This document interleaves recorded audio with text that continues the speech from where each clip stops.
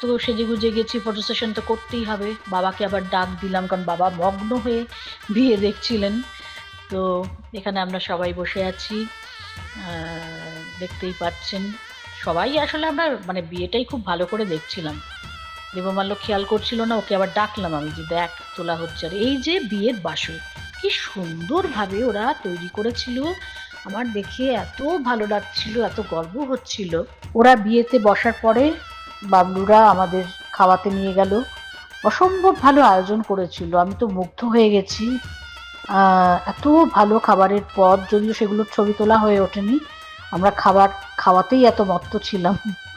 তো প্যান্ডেলটা ভীষণ সুন্দর করেছিল, দারুণ সুন্দর করেছিল। এত ভালো চিংড়ির চপ হয়েছিল, আমি অনেকদিন পরে এরকম চিংড়ি মাছের চপ খেয়েছি। তো যাই হোক, আমরা সবাই খুবই আনন্দ করেছি। আর এই হচ্ছে বাবলুর বাড়ি, ওর বাবার বাড়ি, এবং তারপরে ও নিজেও খানিকটা বাড়িয়েছে, অনেক কষ্ট করে মেয়েদের মানুষ করেছে, আর আজকে মেয়ের বিয়ে দিচ্ছে। এতে আমাদের, ওর তো বটেই, আমাদেরও যার পরনাই আমরা খুশি।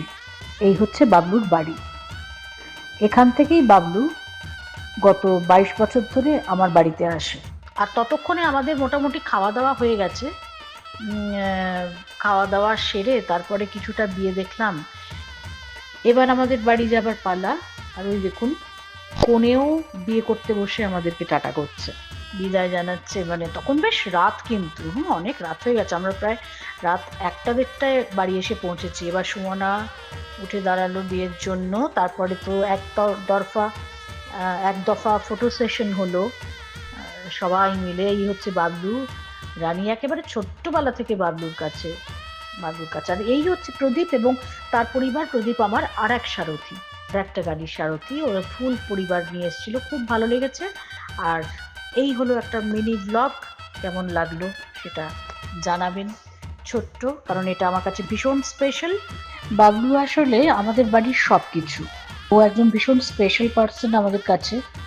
কম দিন তো হলো না, প্রায় 22 বছর হয়ে গেল আমাদের সঙ্গে আছে, আমাদেরই ফ্যামিলি মেম্বার বলা যায়। এবং আমার বাড়ির বাজার সরকার থেকে শুরু করে সমস্ত কিছু, সব মানে গাড়ির চালক থেকে সব কিছু ও, মানে ও আমার বাড়ির কেয়ারটেকার একেবারে।